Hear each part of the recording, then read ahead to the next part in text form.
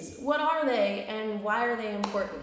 So I call them the dins, but they have been called different names across different cultures across time. And what they are the nasty little voices that come into our minds to try to thwart us, to try to fill us with doubts and fears about what we're doing. So for me, the dins show up oftentimes when I least expect it, and they sit me down in a movie theater inside my mind, and they play flashes of scenes of the future. They play flashes of scenes where I'm struggling. They play flashes of scenes where money is going out but not coming in. They fill me with images to make me afraid, to make me doubt myself and what I'm doing.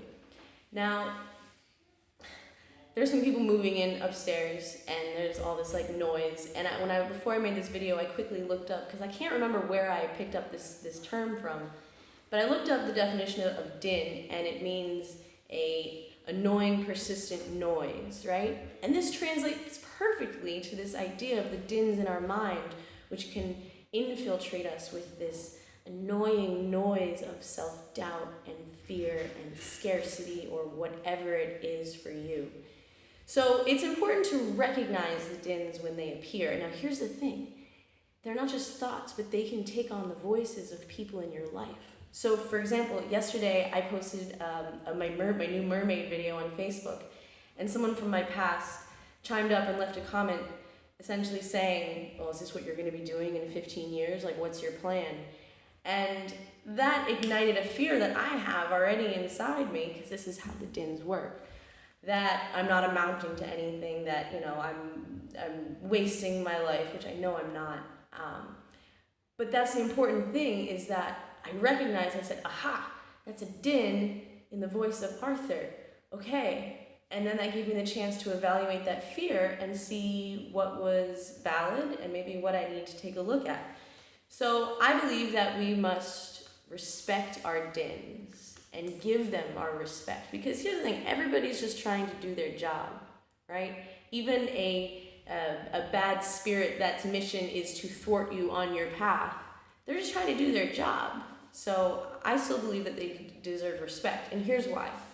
I heard this story about, it was in a different time ago, there was this young girl, very young, 2-3 years old, who wandered away from her mother and ended up getting lost in this forest.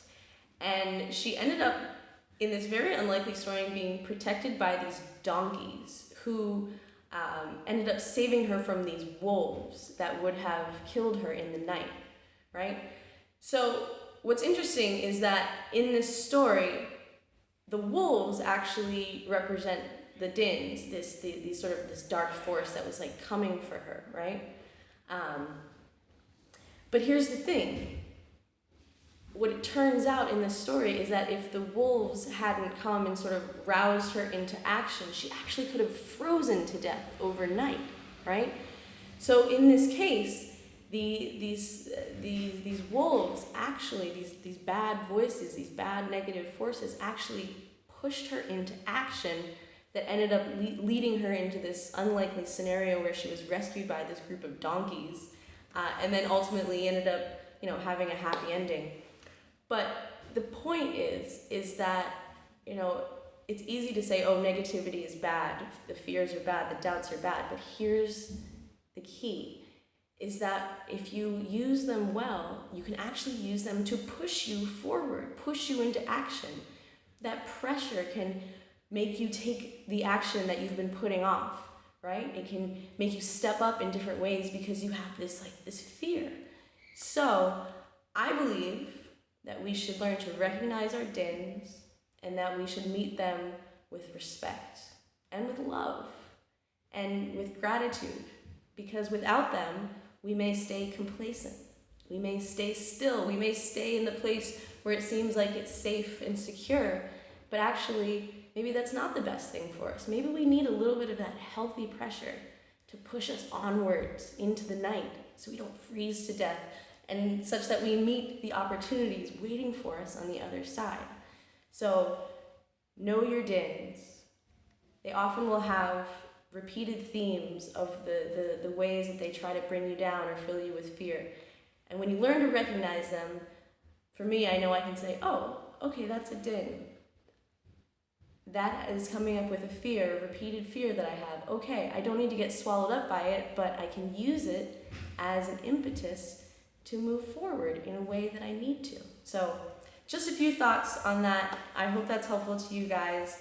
And I've decided that I'm going to be releasing at least one video per week, FYI, and I'm going to be releasing on Wednesday. So you can come back to my channel every Wednesday and find a fresh new video from me to you. All right, friends, thanks for being with me. And I send my love and respect to you and your dins.